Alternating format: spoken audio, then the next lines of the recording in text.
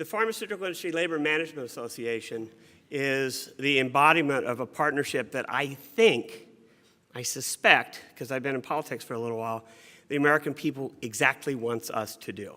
And that is put aside differences and figure out how to put people to work. We've had pharmaceutical member companies and trade unions part of this partnership for, like I said, about a dozen years. We simply would not be able to achieve our mission without the types of partnerships represented here today, those between industry and labor, as well as working with governors across the nation who play a leading role in creating the conditions necessary to drive continued research, innovation, and economic growth. Really what this is all about is a recognition of how important it is that we have a workforce with the kind of skills that will support a 21st century economy. If we're really talking about wanting to have jobs and opportunities for the 21st century, we also have to have a workforce. It has to do with recognizing the connections.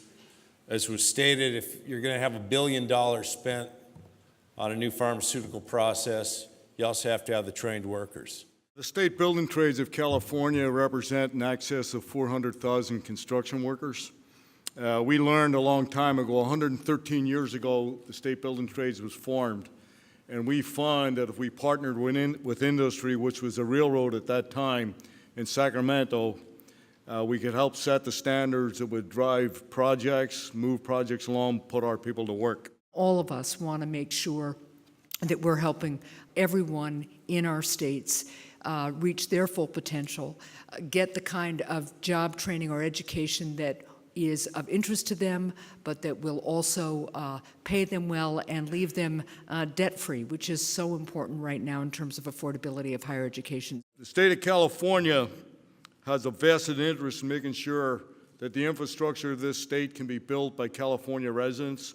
The kids coming out of the high schools, the lack of opportunity for decent middle-class jobs is solely in the construction industry addressed by us.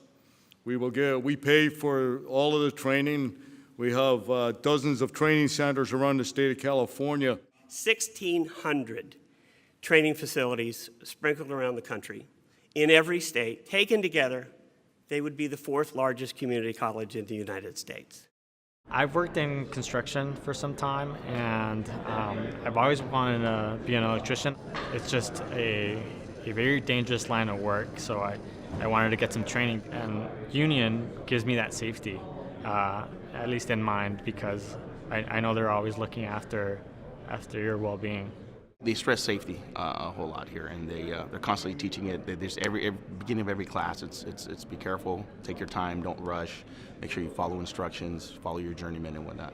The difference between union and non-union is, respect, fair wages. Safety is also a very big part of it. I get to indoctrinate the apprentices coming in to what we actually do at Local 11 and how we do things at Local 11, about being safe, taking pride in their career, not a job, and being able to take care of their families. I want to be an electrician because, well, one, I feel like I've grown up around it. My dad's been doing it for a while, and I'd love the opportunity to be able to continue that, to be able to kind of make it a generational thing. And I love the stability it provides. So I feel like I've never been in need with my dad working as an electrician, and I'd love to have that for myself and for a family when I get to have one. I love everything there is to it. I love that it's outdoors. I love that it's not only mentally, but also physically and mentally demanding.